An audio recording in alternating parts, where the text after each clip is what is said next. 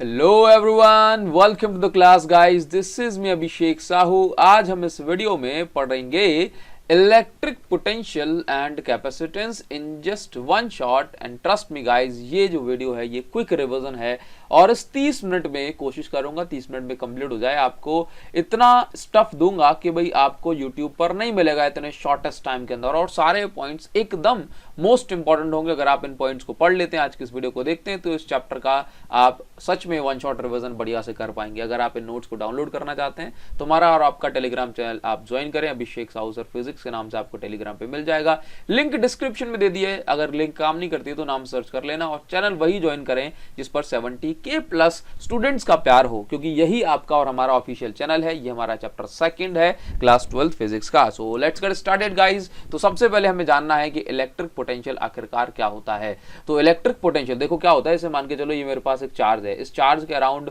कुछ electric field बन रही होगी। तो इस फील्ड की जो स्ट्रेंथ है वो मैं इलेक्ट्रिक पोटेंशियल के टर्म्स में बता सकता हूं। फॉर एग्जांपल तो क्या होता है कि स्ट्रेंथ मतलब इस जगह की ताकत कैसे बताऊंगा। इस जगह की ताकत को हम एक्चुअल में इलेक्ट्रिक पोटेंशियल बोलते हैं। तो देखो, अगर मैं किसी चार्ज को इंफिनिटी से पकड़ के इस पॉइंट पर लेकर के आता हूं तो मुझे इस इलेक्ट्रिक फोर्स के अगेंस्ट कुछ ना कुछ वर्क करना पड़ेगा ना।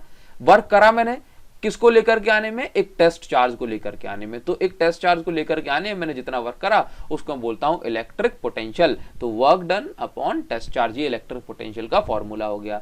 अगर इंफिनिटी से लेकर के आ रहा हूं तो पोटेंशियल बोल रहा हूं सिंपल, और अगर एक पॉइंट से दूसरे पॉइंट तक लेकर के जा रहा हूं चार्ज को तो मैं इसको इलेक्ट्रिक पोटेंशियल डिफरेंस कहता हूं। क्लियर है? चलिए, तो इलेक्ट्रिक पोटेंशियल में बताता है कि एक चार्ज को लेकर के आने में आपने कितना वर्क करा। ठीक, चलिए अब पोटेंशियल की जो ऐसा यूनिट है जो हमने इसी स्लाइड्स पर लिखी हुई है, दैट इज वोल्ट। क्या यूनिट है? वोल्ट। ठीक है, तो अब 1 वोल्ट कितना होता है ये भी हमें समझ लेना चाहिए। देखो जरा, तो 1 वोल्ट जो है, क्योंकि देखो पोटेंशियल का फॉर्मूला क्या है, work upon charge, work upon charge.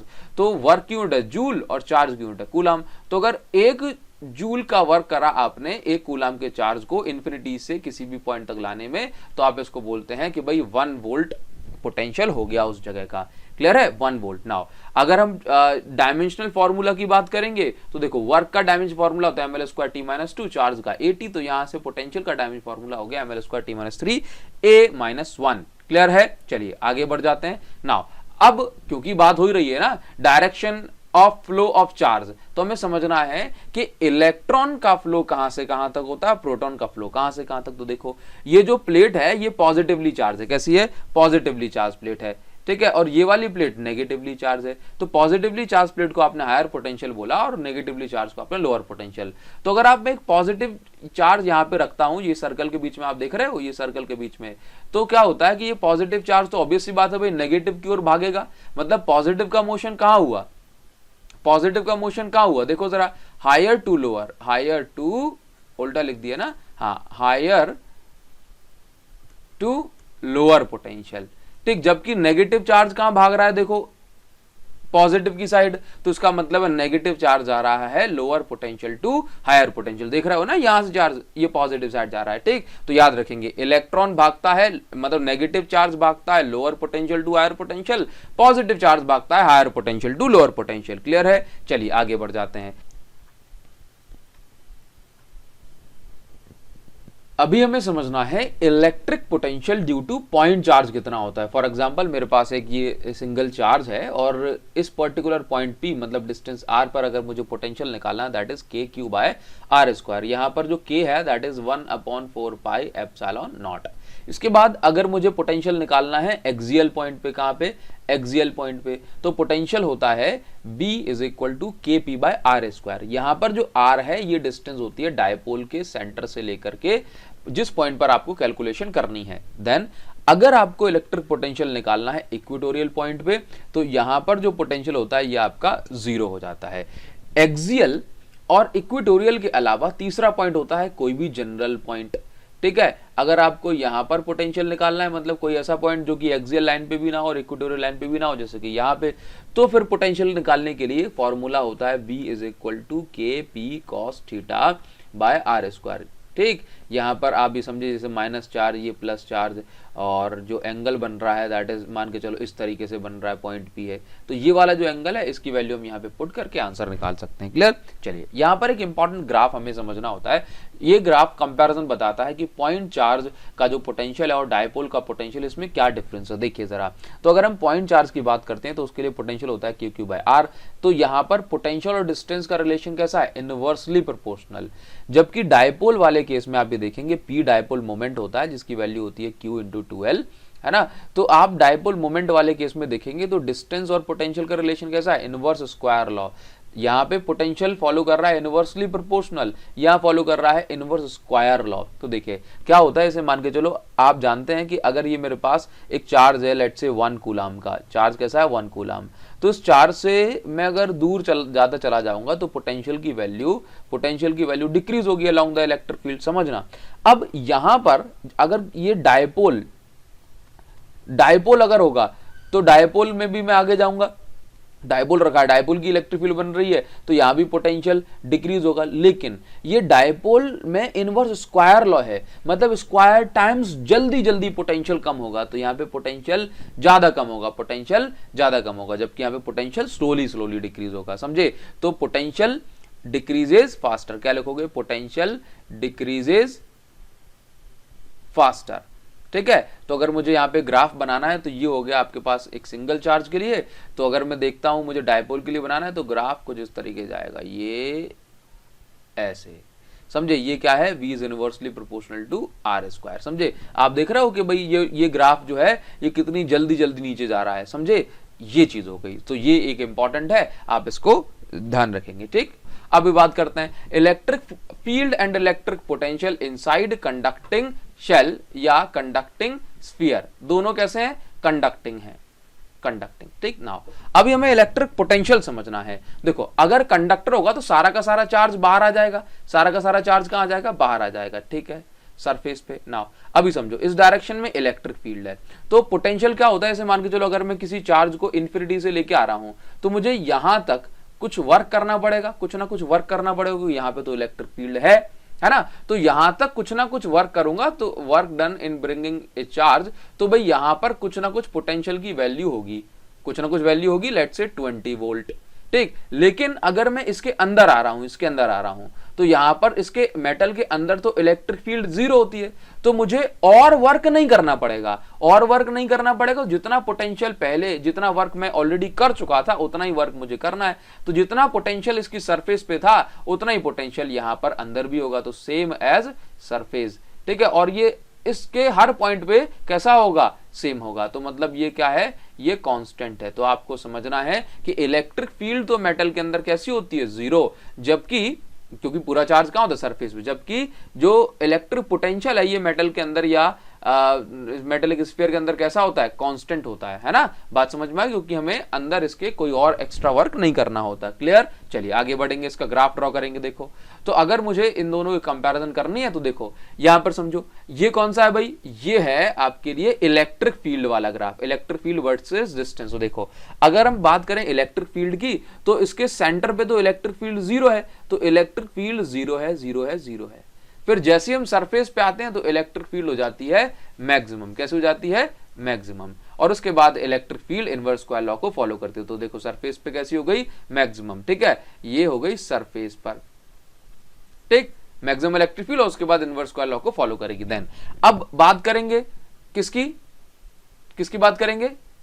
Potential versus distance की। तो आप ये समझते हो कि देखो यहां पर पोटेंशियल अगर 20 वोल्ट है तो अंदर भी हर पॉइंट पे कहां होगा? 20 वोल्ट, मतलब मैक्सिमम पोटेंशियल ही अंदर होगा। तो आप समझो कि पोटेंशियल मैक्सिमम यहां पर है और जब तक हम सरफेस पे नहीं आ जाते पोटेंशियल उतना ही रहेगा और उसके बाद पोटेंशियल जो है कम होगा। क्लियर? तो यहां पर देखो ये जल्दी देखो, ये देख रहे हो ज्यादा नीचे जा रहा है ग्राफ, तो ये जल्दी कम हो रहा है। और एक मिनट, ठीक है, और ये यहां पर आगे समझेंगे। और ये देखो ये धीमे कम हो रहा है, इसका स्लोप कम है, ठीक है। चलिए तो ये रिलेशन हो गया इन दोनों का, या कहीं कंपैरिजन हो गया, ठीक ना।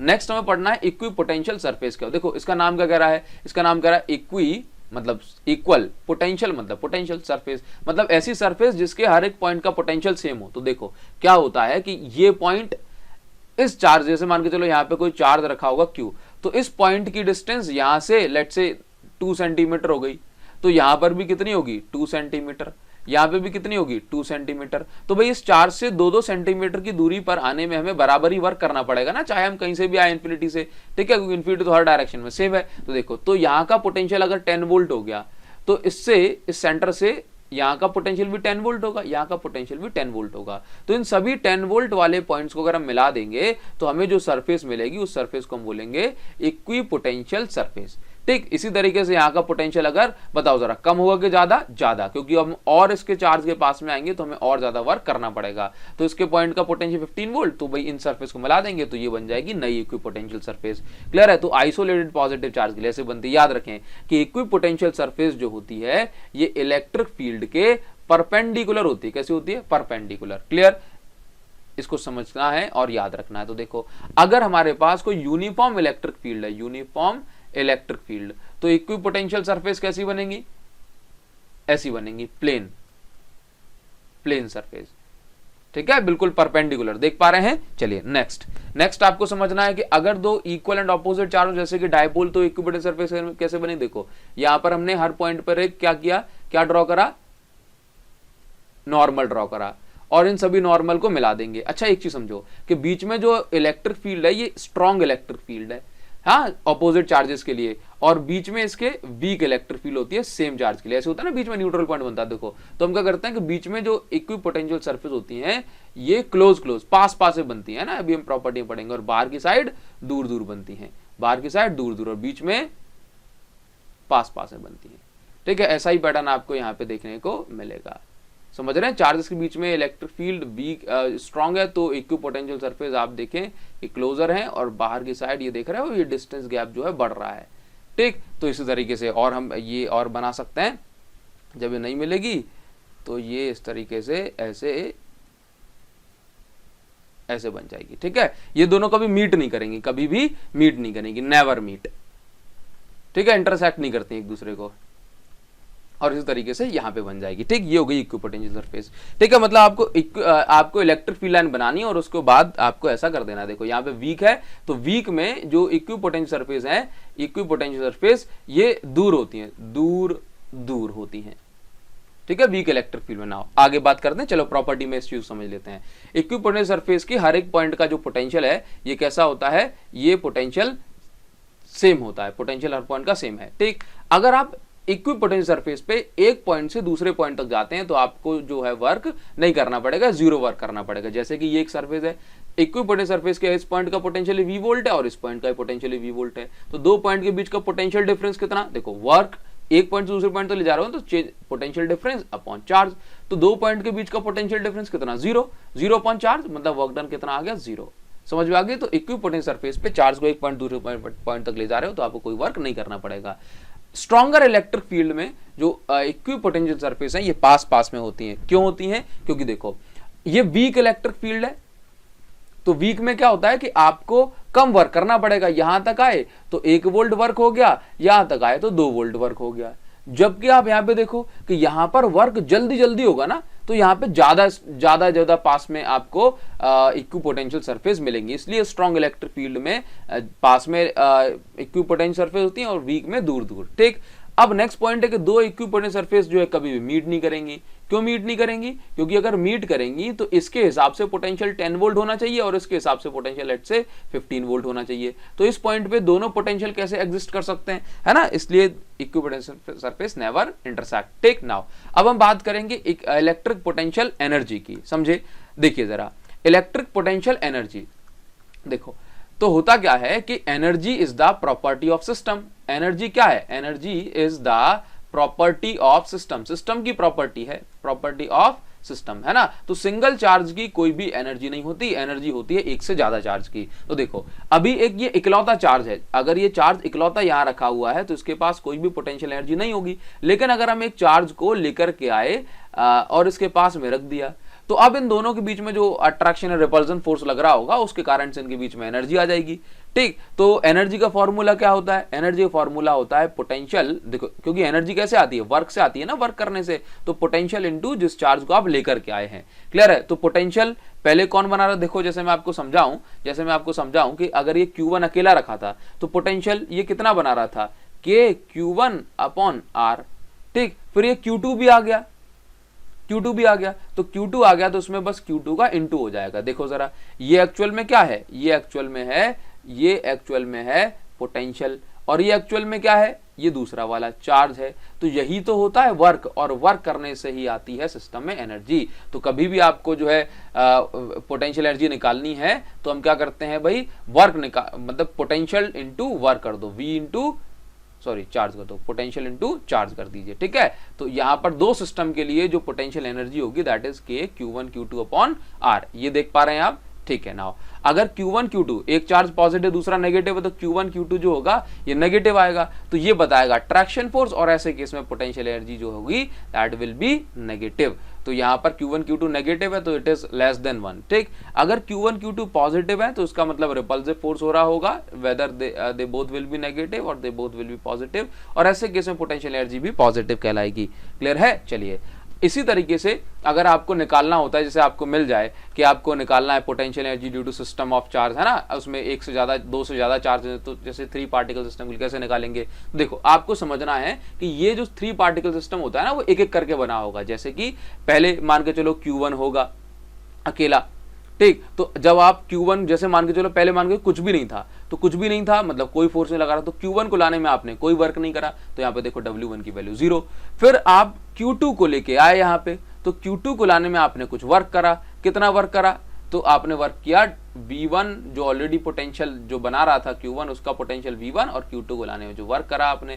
ठीक, फिर जब आप इस Q3 चार्ज को लेकर के आए Q3, तो Q3 को जब आप लेकर के आए तो Q3 को आपने वर्क कराया होगा, है ना, तो किस किस के अगेंस्ट वर्क कराया? इसके पोटेंशियल के कारण और इसके पोटेंशियल के कारण। तो यहाँ पे देखो, इन दोनों का जो पोटेंशियल हो गया, जो आपने वर्क करा, दैट इज इन दोनों के पोटेंशियल के अगेंस्ट आपने कुछ वर्क करा होगा। समझ में आ गई बात? तो इस तरीके से आप नेट वर्क निकालेंगे इस सिस्टम की नेट एनर्जी, तो दैट विल बी, आप देखो W1 plus W2 plus W3, ये पूरा कैलकुलेट हो जाएगा। W3 की वैल्यू क्या है? W3 की वैल्यू क्या है? देखो, Q3 को लाए आप, Q3 को लाए तो आपने किस किस के अगेंस्ट वर्क करा? इसके पोटेंशियल के Q1 अपॉन R13 के पोटेंशियल के अगेंस्ट आपने वर्क करा Q3 को लाने में। ठीक, प्लस आपने के Q2 के का जो पोटेंशियल है उसके अगेंस्ट आपने वर्क करा। तो इस तरीके से आप जो है देखो सारी चीजें कैलकुलेट कर सकते हैं। समझ में आ गई बात? सारी चीजें कैलकुलेट हो जाएंगी, तो ये एनर्जी का फॉर्मूला, ये टोटल 3 पार्टिकल सिस्टम के लिए फॉर्मूला बन जाता है। ठीक है, यही डेरिवेशन और ऐसे न्यूमेरिकल बनते हैं। ये एन नंबर एन सिस्टम के लिए हो गया। ठीक, चलिए आगे बढ़ जाते हैं। नेक्स्ट हमें पढ़ना है कि अगर कोई चार्ज जो है या electric potential energy external field में रखी हो, तो देखो एक्सटर्नल फील्ड में क्या होता है कि जैसे पहले क्या था, एक्सटर्नल फील्ड नहीं थी, है ना, तो एक्सटर्नल फील्ड नहीं थी, इसका मतलब ये चार्ज अपनी अपनी फील्ड बना रहे थे। ये वाले केस में क्या है कि पहले वाले केस में जब हम Q1 को लेकर के आए थे तो हमें कोई वर्क नहीं करना पड़ा था, पहले 0 था। लेकिन इस बार क्या है, इस बार हमें ऑलरेडी कुछ ना कुछ पोटेंशियल मिलेगा। क्यों? क्योंकि अब ये चार्ज कहां रखा है? एक्सटर्नल फील्ड में रखा है ना, तो बस ये बात आपको ध्यान देनी है। तो इस बार क्या होगा, इस बार चार्ज के पास ऑलरेडी कुछ ना कुछ जो है पोटेंशियल होगा, किसी ना किसी पोटेंशियल में रखा है ना, तो W1 is equal to Q1 into V। ठीक, चलिए, और इस तरह से हम सेकंड चार्ज को भी लेके आएंगे तो उसका भी कुछ पोटेंशियल हो जाएगा, ऐड कर देंगे, आंसर निकल आएगा। ठीक है, चलिए आगे बढ़ेंगे। Potential energy stored in dipole, बड़ा सिंपल सा डेरिवेशन है कि अगर हम एक डायपोल को घुमाएंगे इलेक्ट्रिक फील्ड के अगेंस्ट तो हमें कुछ वर्क करना पड़ेगा, और वर्क कितना होता है डायपोल को घुमाने में? Torque into displacement, angular display, जैसे नॉर्मल वर्क होता है W is equal to force into displacement, है ना, इसी तरीके से एंगुलर मोशन में वर्क होता है टॉर्क, मतलब फोर्स का ही एंगुलर वर्जन हो गया, डिस्प्लेसमेंट का एंगुलर वर्जन हो गया एंगुलर डिस्प्लेसमेंट। ठीक है, तो बस अब आप क्या करेंगे, यहाँ पे आप इंटीग्रेशन करेंगे θ1 से θ2। टॉर्क का फॉर्मूला होता है PE sin थीटा, आप ये पुट करेंगे, लिमिट पुट कर देना θ1 से लेकर के θ2।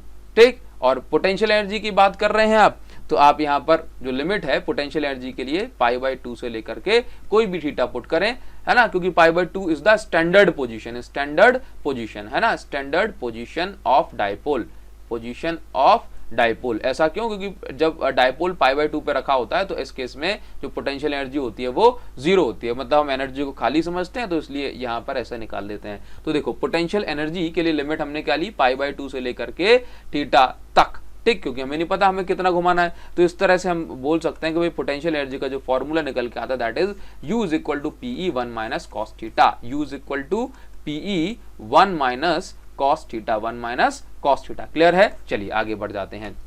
नाउ अगर मुझसे कहा जाए कि भाई एक डायपोल को मैं पूरा ही 180 डिग्री घुमा दूं तो क्या होगा, तो देखो थीटा 1 की जगह आप 180 मतलब थीटा 1 की जगह आप 0 डिग्री पुट करें, थीटा 2 की जगह आपने 180 डिग्री घुमा दिया, तो answer that will be work done will be 2PE।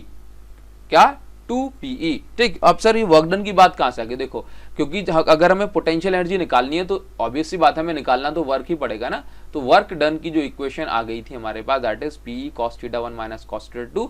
जब मैं पोटेंशियल एनर्जी की बात करता हूं तो मैं 90 डिग्री से लेकर के थीटा तक घुमाता हूं, और वर्क डन की बात करूंगा तो कोई भी एंगल जो मुझे गिवन होगा वो मैं कंसीडर कर लूंगा। क्लियर? आगे बढ़ जाएंगे। हमें समझना है एक बड़ा ही इंपॉर्टेंट सा रिलेशन, इलेक्ट्रिक फील्ड और पोटेंशियल डिफरेंस में क्या रिलेशन। तो देखो यहां पर हम क्या करते हैं, बहुत इंपॉर्टेंट है, समझिए इसको। जैसे मान के चलो ये मेरे पास एक चार्ज हो गया Q, इस Q चार्ज के कारण इस डायरेक्शन में बन रही है इलेक्ट्रिक फील्ड, तो इस जगह का कुछ पोटेंशियल होगा V और इस जगह का भी कुछ पोटेंशियल डिफरेंस जरूर ही होगा। लेट्स से ये हो गया VA और ये हो गया VB।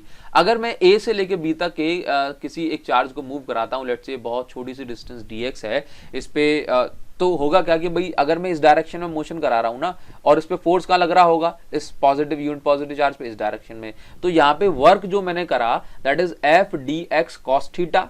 थीटा की वैल्यू क्या है? 180 डिग्री, क्योंकि फोर्स और डायरेक्शन में और मैं जा रहा हूं किसी और डायरेक्शन में, है ना, ऑपोजिट। तो यहाँ पे वर्क का फॉर्मूला आ गया माइनस F dx। अब ये जो टेस्ट चार्ज अगर Q0 चार्ज अगर इलेक्ट्रिक फील्ड में रखा हुआ है तो उस पर कितना फोर्स लगेगा? Q0 इंटू E, और ये dx, तो फोर्स की जगह मैंने ये पुट कर दिया, ये पुट कर दिया। ठीक, तो वर्क को मैं और क्या लिखता हूं, देखो जरा, वर्क मैंने कराया इस चार्ज को यहां से A से लेके B तक dx डिस्टेंस मूव कराने पे, तो पोटेंशियल है ये भी कितना बदल गया होगा dx डिस्टेंस मूव कराने पे, dV। तो वर्क को मैं V इंटू Q लिखता हूं, तो इस बार मैंने क्या लिखा, dV इंटू Q0। ठीक, और यहां पर भी ये Q0 E dx चल रहा था, तो Q0 से Q0 कैंसिल हो गया, तो यहां से जो रिलेशन है E इज इक्वल टू कितना आ गया, माइनस dV अपॉन dx। तो यहां से आप ये भी समझिए कि पोटेंशियल डिफरेंस कितना हो गया, E is equal to dx, मतलब इलेक्ट्रिक फील्ड इनटू डिस्टेंस। ये देखिए पोटेंशियल डिफरेंस क्या हो गया, बहुत इंपॉर्टेंट है, इलेक्ट्रिक फील्ड इनटू डिस्टेंस। समझे? चलिए, बहुत इंपॉर्टेंट पॉइंट मैंने अभी आपको पता है यहाँ पे। अच्छा देखो, इसमें नेगेटिव साइन आ रहा है ना, ये नेगेटिव साइन आ रहा है, ये नेगेटिव साइन क्या बता रहा है, तो ये नेगेटिव साइन बता रहा है कि इलेक्ट्रिक फील्ड की डायरेक्शन में अगर आप जाते हैं तो पोटेंशियल जो होता है ये डिक्रीज होता है। क्यों? चार्ज के पास में ताकत ज्यादा है, और चार्ज से अगर आप दूर जाएंगे तो पोटेंशियल कम हो जाएगा, पोटेंशियल कम हो जाएगा। समझ आ गए? पोटेंशियल कम होता चला जाएगा। क्लियर? आगे बढ़ जाते हैं। नेक्स्ट हमें पढ़ना है एक इंपॉर्टेंट सा topic that is capacitor. Sir capacitor क्या होता है? कैपेसिटर एक ऐसा डिवाइस है जो कि बहुत सारा चार्ज स्टोर कर सकता है और इस जरूरत पड़ने पे इस चार्ज को एक बार में रिलीज कर सकता है। ठीक है, जैसे कि कैमरे के में वगैरह में यूज होता है कैपेसिटर, या फिर आप समझते हैं कि फैन में ये जो यूज होता है ये भी कैपेसिटर है। ठीक है, चलिए आगे बढ़ जाते हैं। अब कैपेसिटर है मतलब चार्ज को या एनर्जी को स्टोर करने वाला डिवाइस, तो इसकी कुछ कैपेसिटी होती होगी, और इस कैपेसिटी को फिजिक्स में हम बोलते हैं कैपेसिटेंस। तो भाई देखो, एक कंडक्टर कितना चार्ज होल्ड कर सकता है, स्टोर कर सकता है, इसकी क्षमता को, इसकी कैपेसिटी को हम बोलते हैं कैपेसिटेंस। तो देखो, चार्ज देने से बढ़ता है पोटेंशियल, है ना, तो Q directly proportional to charge volt.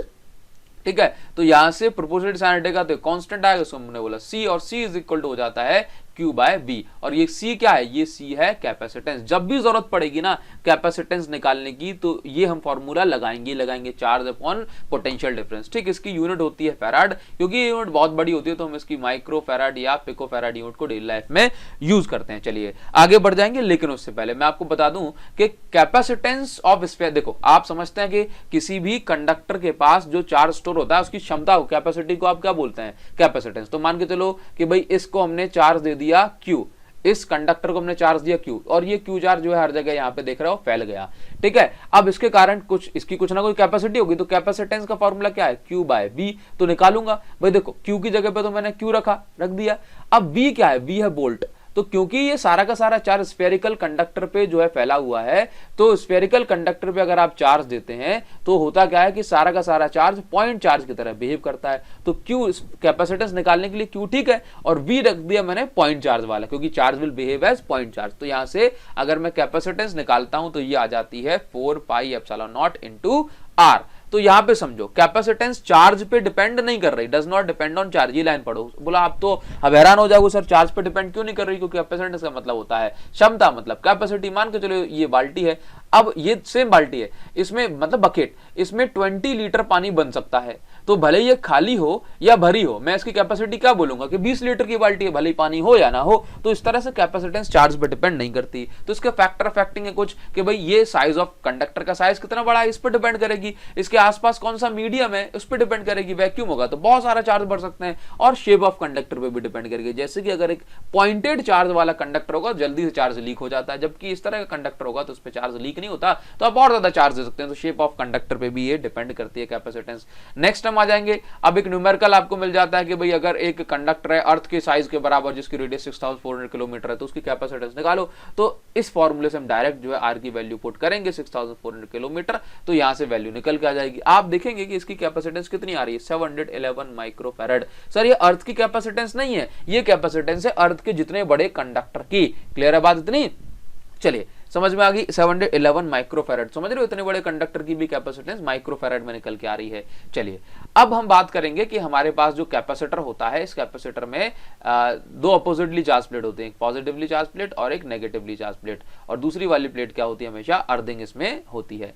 Clear है? चलिए इसमें अर्थिंग है। नाउ अभी हमें निकालना है इस पैरेलल प्लेट कैपेसिटर की कैपेसिटेंस, जो कि काफी ज्यादा इंपॉर्टेंट है। तो देखो सिंपल सी बात, हर बार फॉर्मूला क्या लगेगा, फॉर्मूला हर बार लगने वाला है C is equal to Q by V, बस इतनी सी बात है, क्या Q बाय V। नाउ ये प्लेट है, इस प्लेट के बीच में कुछ ना कुछ इलेक्ट्रिक फील्ड बन रही होगी, और ये इलेक्ट्रिक फील्ड कितनी है, electric field between two oppositely charge plate कितनी होती है, सिग्मा बाय एप्सिलॉन नॉट। इन दोनों प्लेट के बीच की डिस्टेंस d, बस इतनी सी बात आपको ध्यान रखनी है। देखो क्या है कि चार्ज इस पे प्लेट में फैला हुआ है ना, वो पॉइंट चार्ज की तरह एक्ट नहीं कर रहा, तो चार्ज को हम सरफेस चार्ज डेंसिटी के फॉर्म में कंसीडर करेंगे। तो Q की जगह क्या पुट करोगे, sigma A into A, sigma into A, sigma into A। Clear है? कैपेसिटेंस का तो भाई सिंपल सा फॉर्मूला है Q बाय V। अब मुझे यहाँ पे V निकालना है, V कैसे निकालूंगा, तो V का फॉर्मूला होता है इलेक्ट्रिक फील्ड इंटू डिस्टेंस। अभी हमने E equal dV upon dr से पढ़ा है कि नहीं पढ़ा, E equal dV upon dr से पढ़ा है ना, बस ठीक है। तो यहां समझो अब इलेक्ट्रिक फील्ड कितनी है भाई प्लेट्स के बीच में, प्लेट्स ऑफ कैपेसिटर के बीच में, सिग्मा अपॉन एप्सिलॉन नॉट, क्योंकि हमने पढ़ा था प्रीवियस चैप्टर में कि दो अपोजिटली चार्ज प्लेट के बीच में जो इलेक्ट्रिक फील्ड होती है that is sigma by epsilon naught. ठीक है चलिए, और डिस्टेंस क्या है दो प्लेट के बीच की, d, तो यहां से v की वैल्यू मुझे मिल गई, v की वैल्यू मुझे मिल गई, तो डायरेक्ट मैं फॉर्मूले में वैल्यू पुट करूंगा Q बाय V, और यहां से जो कैपेसिटेंस है that is sigma epsilon naught into A by D निकल के आ जाती है। तो यही हमारा जो है डेरिवेशन का रिजल्ट हो जाएगा। अगर इसमें कोई डाइलेक्ट्रिक मीडियम भरा हुआ है अदर देन एयर, तो यहाँ पे K का इंटू हो जाएगा, कैपेसिटेंस विल इंक्रीज, इसका मतलब है K times capacitance will increase up to K times on filling dielectric between plates. चलिए आगे बढ़ जाएंगे। नेक्स्ट तो आपको समझना है कि पैरेलल प्लेट कैपेसिटर कैपेसिटेंस इन फैक्टर पर डिपेंड करती है, epsilon naught A by D, इसको हमने अलग अलग तरीके से लिख दिया है। चलिए अब डाइलेक्ट्रिक तो आप सभी लोग समझते हैं ना, डाइलेक्ट्रिक एक ऐसा मीडियम होता है जो कि इलेक्ट्रिक फील्ड में अगर रखा है तो इसके अंदर इलेक्ट्रिक इफेक्ट शो होने लगे। जैसे कि ये पॉजिटिव चार्ज है, यहाँ पे ये पॉजिटिव चार्ज है, तो डाइलेक्ट्रिक का मतलब है इंसुलेटर मीडियम, जैसे कि पेपर हो गया वो इंसुलेटर है, करंट फ्लो तो नहीं होता, लेकिन अगर आप इसको इलेक्ट्रिक फील्ड में रखेंगे तो इसके अंदर ऑपोजिट डायरेक्शन में इलेक्ट्रिक फील्ड बनने लगती है, क्योंकि इसके चार्जेस पर भी फोर्स लगता है, ये इसको ऐसे अट्रैक्ट करते हैं। ठीक है, तो डाइलेक्ट्रिक क्या है, डाइलेक्ट्रिक सिंपल से ऐसे मीडियम है, ऐसे मटेरियल जिनके अंदर करंट तो फ्लो नहीं होता, लेकिन ये इलेक्ट्रिक इफेक्ट शो करने लगते हैं। क्लियर? नाउ आगे बढ़ जाएंगे। चलिए अब देखो, जैसे कि अब मुझे निकालना है एक बहुत इंपॉर्टेंट सा रिलेशन, मतलब फॉर्मूला कि capacitance of parallel plate capacitor partially filled with dielectric. अगर हम एक डाइलेक्ट्रिक को पूरा भर देंगे, पूरा प्लेट्स के बीच में भर देंगे, तो K टाइम्स कैपेसिटेंस बढ़ जाएगी, ये तो ठीक है, एप्सिलॉन नॉट A में A बाय D में K का इंटू हो जाएगा। लेकिन अगर ये ना पार्शियली फिल्ड है, कैसा फिल्ड है, पार्शियली, एक सिंपल एक स्लैब मैंने एक छोटा सा जो है डाइलेक्ट्रिक का टुकड़ा रख दिया है, तो क्या होगा, देखो सिंपल सी बात है, इस पूरे यहां से लेके यहां तक कितनी इलेक्ट्रिक फील्ड बन रही है, ये इलेक्ट्रिक फील्ड बन रही है E naught is equal to sigma by epsilon naught. ठीक है, अब इस डाइलेक्ट्रिक मीडियम के अंदर भी तो अपनी इलेक्ट्रिक फील्ड बनेगी, ये बनेगी, लेकिन डाइलेक्ट्रिक है तो इसकी इलेक्ट्रिक फील्ड बनेगी कम, और जो मेन इलेक्ट्रिक फील्ड है ये है ज्यादा। कैसी है, ज्यादा, तो इसके अंदर कुछ net electric field main electric field की डायरेक्शन में ही बनेगी। ठीक है, जिसको हम बोलेंगे इलेक्ट्रिक फील्ड इन मीडियम। ठीक, तो बस सिंपल सी बात, कैपेसिटेंस का एक ही सिद्धांत Q बाय बी, तो भाई क्यू की जगह क्या पुट करते हैं, सिग्मा इंटू ए। अब बी हमें निकालना है तो निकाल लेते हैं। बी का formula electric field into distance. तो भाई देखो यहाँ पे दो चीजें हैं, यहाँ पे खाली जगह है तो एयर, और यहाँ पे क्या है, एयर है, और ये टी थिकनेस में आ गया डाई इलेक्ट्रिक। और डी डिस्टेंस में क्या है, डी डिस्टेंस में है, अब देखो डी में एयर थी तो अब बची खुची जो एयर है वो कितनी डिस्टेंस में बची, डी माइनस टी में। तो देखो इलेक्ट्रिक फील्ड इनटू डिस्टेंस, तो इलेक्ट्रिक फील्ड, एयर में इलेक्ट्रिक फील्ड को बोला ई नॉट, और एयर की डिस्टेंस कितनी बची, डी में से टी में, तो डाइलेक्ट्रिक ही आ गया ना, तो डी माइनस टी। और इलेक्ट्रिक फील्ड इंटू डिस्टेंस, अब डाइलेक्ट्रिक की बात कर रहे हैं तो ई इंटू टी, क्योंकि दोनों ही सेम डायरेक्शन में बन रही है नेट इलेक्ट्रिक फील्ड, तो भाई इन दोनों को प्लस करा। अब इसके बाद इलेक्ट्रिक फील्ड एयर के अंदर इतनी है और इलेक्ट्रिक फील्ड मीडियम के अंदर इतनी है, के का डिवाइड हो जाता है, इलेक्ट्रिक फील्ड के टाइम्स कम हो जाती है, तो यहां से हमने V निकाला और हमने सिंपल सा डिवाइड करके ये कैपेसिटेंस की वैल्यू निकाल ली। यही तो फॉर्मूला पुट करना है, बस आगे बढ़ जाते हैं। अब हम बात करते हैं, देखो कैपेसिटर में चार्ज है, हाँ यहाँ पे जो है इलेक्ट्रिक फील्ड है, तो भाई यहां पर क्या होता है, एनर्जी स्टोर हो जाती है, चार्जिंग के दौरान एनर्जी स्टोर हो जाती है। तो एनर्जी स्टोर इन कैपेसिटर कितनी है, हाफ CV स्क्वायर, इसी को हम लिखते हैं हाफ QV। इसका कोई डेरिवेशन नहीं करना, हमारे सिलेबस में कोई डेरिवेशन इसका अब बचा भी नहीं है, ठीक है, ओनली कॉन्सेप्ट। एनर्जी डेंसिटी क्या होती है, half epsilon not E square, ये आप ध्यान रखेंगे, चाहे आप सीरीज में कनेक्ट करो या पैरेलल में। यहाँ पे समझना है कि जो एनर्जी है ये दोनों ही केसेस में आपकी सेम होने वाली है। क्लियर है, चलिए आगे बढ़ जाते हैं। चलिए नेक्स्ट हमें पढ़ना है कि अगर हमारे पास एक कैपेसिटर है तो उस कैपेसिटर में अलग अलग कंडीशन बनती है। जैसे कि अगर मेरे पास एक कैपेसिटर है तो उसमें विदाउट डाइलेक्ट्रिक इसकी कैपेसिटेंस, इसकी जो एनर्जी है, इसकी जो है इलेक्ट्रिक फील्ड है, ये कितनी कितनी होंगी। अगर मैं इसमें डाइलेक्ट्रिक इंसर्ट कर दूंगा और इसमें कोई बैटरी नहीं लगी हुई है, डाइलेक्ट्रिक मैंने सिंपल इसमें इंसर्ट कर दिया, तो इसकी कैपेसिटेंस कितनी होगी, एनर्जी कितनी होगी, ये सारी चीजें मुझे बतानी है। और अगर मैंने इसमें डाइलेक्ट्रिक इंसर्ट कर दिया और बैटरी से कनेक्टेड रखा है, तो इस केस में जो है एनर्जी वगैरह कितनी होगी, ये सारी चीजों पर मुझे डिस्कशन करनी है। तो देखो नॉर्मली चार्ज होता है Q नॉट, इलेक्ट्रिक फील्ड होती है E not, potential difference V not, capacitance C not, और एनर्जी इतनी होती है हाफ CV स्क्वायर मतलब U। तो देखो अगर मैंने बैटरी हटा के रखी है, तो बैटरी हटा के रखी है ना और डाइलेक्ट्रिक भरा है, तो जो इलेक्ट्रिक फील्ड होती है ये K टाइम्स कम हो जाती है, जिससे पोटेंशियल डिफरेंस V टाइम्स बढ़ जाता है। और देखो डाइलेक्ट्रिक लगा भर दिया आपने, बैटरी हटा दी, तो कैपेसिटेंस K टाइम्स बढ़ गया और एनर्जी K टाइम्स कम हो गई। ये आपको याद रखना है, मतलब डाइलेक्ट्रिक आपने भर दिया, बैटरी हटा दी, तो इलेक्ट्रिक फील्ड कम हो जाती है, ठीक है, K टाइम्स। और इलेक्ट्रिक फील्ड के कम होने से ये पोटेंशियल डिफरेंस भी कम हो जाता है, क्योंकि आपने पढ़ा है ना E is equal to dV by dr, मतलब यहाँ पे सेम रिलेशन चल रहा है। और यहाँ पे आप समझिए कि Q इज इक्वल टू या C इज इक्वल टू आपने पढ़ा है Q बाय V, तो यहाँ से पोटेंशियल डिफरेंस अगर कम हो रहा है तो कैपेसिटेंस V टाइम्स मतलब K टाइम्स बढ़ जाती है। क्लियर है, इसी तरीके से आप ध्यान रखेंगे कि एनर्जी भी K टाइम्स कम हो जाती है। तो आपको ध्यान रखना है, अगर आपने डाइलेक्ट्रिक पुट करा है कैपेसिटर के प्लेट के बीच में, तो जो कैपेसिटेंस है वो K टाइम्स बढ़ जाएगी, बाकी सब कुछ K टाइम्स कम हो जाएगा। और अगर आपने बैटरी लगा रखी है तो आप कुछ भी करते रहो, पोटेंशियल डिफरेंस चेंज नहीं होगा, क्योंकि बैटरी का काम ही होता है पोटेंशियल डिफरेंस मेंटेन करना, लेकिन कैपेसिटेंस K टाइम्स बढ़ जाती है, क्योंकि डाइलेक्ट्रिक का यही इफेक्ट होता है, और कैपेसिटेंस बढ़ने से एनर्जी भी K टाइम्स बढ़ जाती है। इलेक्ट्रिक फील्ड और पोटेंशियल डिफरेंस सेम रहते हैं क्योंकि बैटरी लगी हुई है। क्लियर, ये बात आप याद रखेंगे। नेक्स्ट हमें पढ़ना है कि भाई अगर हम दो आइडियल या आइडेंटिकल कंडक्टर्स को कनेक्ट कर देते हैं तो क्या होता है कि भाई यहाँ पे चार्जेस का ट्रांसफर होता है। चार्जेस कब तक ट्रांसफर होंगे, जब तक कि दोनों का पोटेंशियल सेम नहीं हो जाता, क्योंकि charges flows from higher potential to lower potential. ठीक है, तो कॉमन पोटेंशियल ये कब तक चार्जेस का फ्लो होगा, जब तक कि दोनों का पोटेंशियल कॉमन नहीं होता। तो कॉमन पोटेंशियल का फॉर्मूला होता है total charge upon total capacitance. तो टोटल चार्ज को हमने ऐसे लिखा, टोटल कैपेसिटेंस को ऐसे लिखा, चार्ज को हम Q is equal to CV भी लिखते हैं, तो इस फाइनल फॉर्मूला हमारे पास ये हो जाता है। ठीक है, ये आप याद रखेंगे। अब क्या करना है, देखो क्या होता है कि जब एक जो है कंडक्टर से दूसरे कंडक्टर में चार्ज का फ्लो हो रहा होता है तो क्या होता है, तो होता कुछ यूं है कि भाई यहां पर कुछ एनर्जी हीट के फॉर्म में लॉस हो जाती है। तो हमें निकालना है कि यहां पर एनर्जी का लॉस कितना हुआ। तो इनिशियल आप समझे कि इनिशियल एनर्जी कितनी थी, इसकी प्लस इसकी, मतलब U1 प्लस U2, इन दोनों की इनिशियल एनर्जी कितनी थी, उसके बाद इन दोनों की फाइनल एनर्जी कितनी बची है, इसको अगर हम सब्ट्रैक्ट करते हैं तो हमारे पास जो एनर्जी आती है दैट इज इतनी। समझ गए, U1 प्लस U2 माइनस इन दोनों की फाइनल एनर्जी। और फाइनल एनर्जी जब निकालते हैं देखो यहाँ पे पोटेंशियल V1 V2 है, और जब दोनों के पास सेम चार्ज हो जाएगा, मतलब ऐसे कहें कि भाई चार्ज का फ्लो रुक जाएगा तो दोनों का पोटेंशियल कॉमन हो जाएगा, तो यहाँ पे आपने सिंपल V लिखा है। तो U initial minus U final, क्योंकि U इनिशियली ज्यादा थी ना, फाइनली कम, तो इसका मतलब जो एनर्जी का लॉस हो गया ये हम इस तरीके से कैलकुलेट कर सकते हैं। बात करेंगे कैपेसिटर को हम दो तरीके से कनेक्ट करते हैं, सीरीज कॉम्बिनेशन और पैरेलल कॉम्बिनेशन। सीरीज कॉम्बिनेशन में हर कैपेसिटर के अक्रॉस जो पोटेंशियल जो होता है ये बदलता रहता है, या कहूं पोटेंशियल ड्रॉप होता रहता है, जबकि पैरेलल कॉम्बिनेशन में सभी जो कैपेसिटर होते हैं ये बैटरी की एक ही प्लेट से कनेक्टेड होते हैं, है ना। तो हम बोल सकते हैं कि भाई इसके अक्रॉस जो पोटेंशियल डिफरेंस होता है ये कैसा होता है, ये सेम होता है, क्योंकि ये देख रहा हो सभी के सभी बैटरी के, देखो ये सारे प्लेट बैटरी की पॉजिटिव से कनेक्टेड है, ये सारी की सारी बैटरी की नेगेटिव से कनेक्टेड है, ठीक है। तो याद रखेंगे सीरीज में क्या सेम होता है, सीरीज में सबके अक्रॉस जो है करंट मतलब चार्ज सेम होता है, जबकि पोटेंशियल डिस्ट्रीब्यूट होता है। तो देखो हमने क्या लिखा, B is equal to V1 plus V2 plus V3, इसके अक्रॉस पोटेंशियल चेंज हुआ V1, इसके अक्रॉस V2, इसके अक्रॉस V3। तो अगर हम यहाँ से V को पुट करते हैं Q बाय C, तो यहाँ से हमारे पास जो कैपेसिटेंस है कोई पैरेलल कॉम्बिनेशन में इक्विवेलेंट कैपेसिटेंस ये इतनी आ जाएगी।